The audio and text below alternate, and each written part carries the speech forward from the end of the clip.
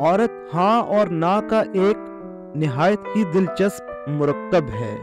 انکار اور اقرار کچھ اس طرح عورت کے وجود میں خلط ملط ہو گیا ہے کہ بعض اوقات اقرار انکار معلوم ہوتا ہے اور انکار اقرار۔ میں بغاوت چاہتا ہوں، ہر اس فرد کے خلاف بغاوت چاہتا ہوں جو ہم سے محنت کراتا ہے مگر اس کے دام ادا نہیں کرتا۔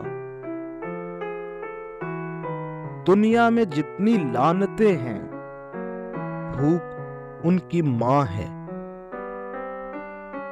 ویشیا پیدا نہیں ہوتی، بنائی جاتی ہے یا خود بنتی ہے۔ جس چیز کی مانگ ہوگی منڈی میں وہ ضرور آئے گی۔ مرد کی نفسانی خواہشات کی مانگ عورت ہے، خواہ وہ کسی شکل میں ہو۔ چنانچہ اس مانگ کا اثر یہ ہے کہ ہر شہر میں کوئی نہ کوئی چکلا موجود ہے۔ اگر آج یہ مانگ دور ہو جائے تو یہ چکلے خود بخود ختم ہو جائیں گے۔ مجھے نام نہاد کمیونسٹوں سے بڑی چڑ ہے۔ وہ لوگ مجھے بہت کھلتے ہیں جو نرم نرم صوفوں پر بیٹھ کر درانتی اور ہتھوڑے کی ضربوں کی باتیں کرتے ہیں۔ بھوک کسی قسم کی بھی ہو بہت خطرناک ہے۔ آزادی کے بھوکوں کو اگر غلامی کی زنجیریں ہی پیش کی جاتی رہیں تو انقلاب ضرور آئے گا۔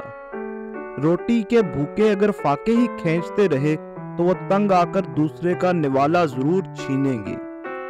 مرد کی نظروں کو اگر عورت کے دیدار کا بھوکا رکھا گیا تو شاید وہ اپنے ہم جنسوں اور حیوانوں ہی میں اس کا عکس دیکھنے کی کوشش کریں۔ عصمت فروش عورت ایک زمانے سے دنیا کی سب سے ذلیل ہستی سمجھی جاتی رہی ہے، مگر کیا ہم نے غور کیا ہے کہ ہم میں سے اکثر ایسی ذلیل و خوار ہستیوں کے در پر ٹھوکریں کھاتے ہیں؟ کیا ہمارے دل میں یہ خیال پیدا نہیں ہوتا کہ ہم بھی ذلیل ہیں؟ اگر میں کسی عورت کے سینے کا ذکر کرنا چاہوں گا تو اسے عورت کا سینہ ہی کہوں گا۔ عورت کی چھاتیوں کو آپ مونگ پھلی، میز یا استرا نہیں کہہ سکتے۔ یوں تو بعض حضرات کے نزدیک عورت کا وجود ہی فحش ہے، مگر اس کا کیا علاج ہو سکتا ہے؟ موجودہ نظام کے تحت جس کی باغ ڈور صرف مردوں کے ہاتھ میں ہے، عورت خواہ وہ عصمت فروش ہو یا با عصمت ہمیشہ دبی رہی ہے۔ مرد کو اختیار ہے کہ وہ اس کے متعلق جو چاہے رائے قائم کرے۔ میں تو بعض اوقات ایسا محسوس کرتا ہوں کہ حکومت اور رعایا کا رشتہ روٹھے ہوئے خاوند اور بیوی کا رشتہ ہے۔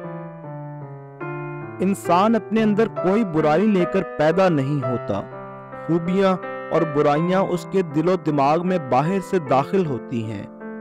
بعض ان کی پرورش کرتے ہیں، بعض نہیں کرتے۔ جہالت صرف اسی صورت میں دور ہو سکتی ہے جب دانشگاہوں کے سب دروازے عوام پر کھول دیے جائیں گے۔ بغاوت فرانس میں پہلی گولی پیرس کی ایک ویشیا نے اپنے سینے پر کھائی تھی۔ امرتسر میں جلیانوالہ باغ کے خونی حادثے کی ابتدا اس نوجوان کے خون سے ہوئی تھی جو ایک ویشیا کے بطن سے تھا۔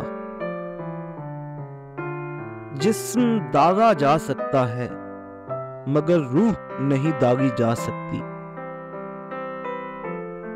ویشیاؤں کے عشق میں ایک خاص بات قابل ذکر ہے۔ ان کا عشق ان کے روزمرہ کے معمول پر بہت کم اثر ڈالتا ہے۔